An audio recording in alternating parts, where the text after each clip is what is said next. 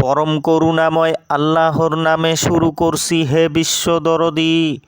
আজ আপনাদের সামনে অত্যন্ত একটি গুরুত্বপূর্ণ আলোচনা নিয়ে এসেছি। অর্থাৎ আজ আলোচনা করব আল্লাহর চেহারা কাকে বলে।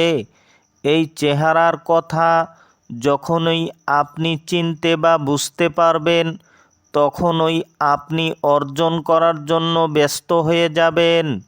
তাই ভিডিওটি শুরু থেকে শেষ পর্যন্ত গভীর মনোযোগ দিয়ে শোনার অনুরোধ করছি। দেখুন দরদী, পবিত্র কোরআনে সূরা কাসাসের শেষ আয়াতে দয়াময় আল্লাহ বলেছেন, আল্লাহর চেহারা ব্যতীত সব কিছু ধ্বংস হবে।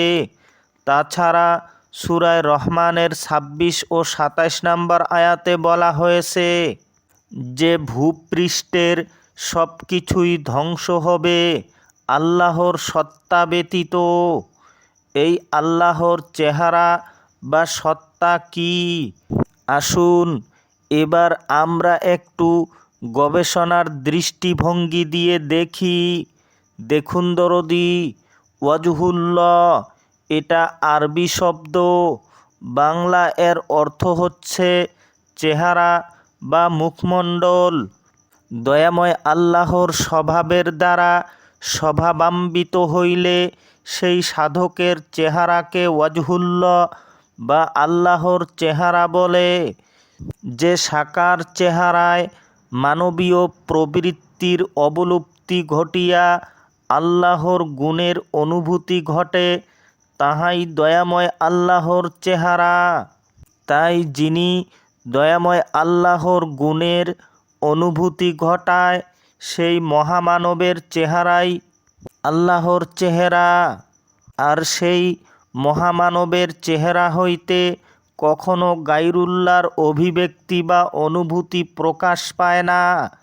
তাই আমরা হাদিসে কুদসিতে দেখতে পাই যে মুমিন ব্যক্তির হাত, পা, চোখ, মুখ ইত্যাদি সকল ইন্দ্রিয়গুলো আল্লাহর সঙ্গে সম্পর্কযুক্ত হইয়া যায়।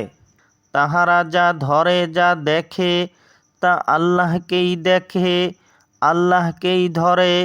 মিথ্যা তাগুত তাহাদের মন হইতে চিরতরে বিলুপ্ত।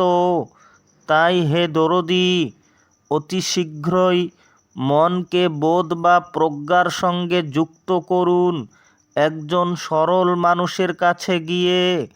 তবেই আপনি আল্লাহর গুণে গুণান্বিত হতে পারবেন, অথবা আল্লাহর চেহারাকে লাভ করতে পারবেন। হে দরদী, ভিডিওটি যদি ভালো লাগে তবে অন্যকে দেখার সুযোগ করে দিবেন। দয়াময় আল্লাহর কাছে সকলের মঙ্গল কামনা করি আজকের মতো বিদায় নিলাম। খোদা হাফিজ।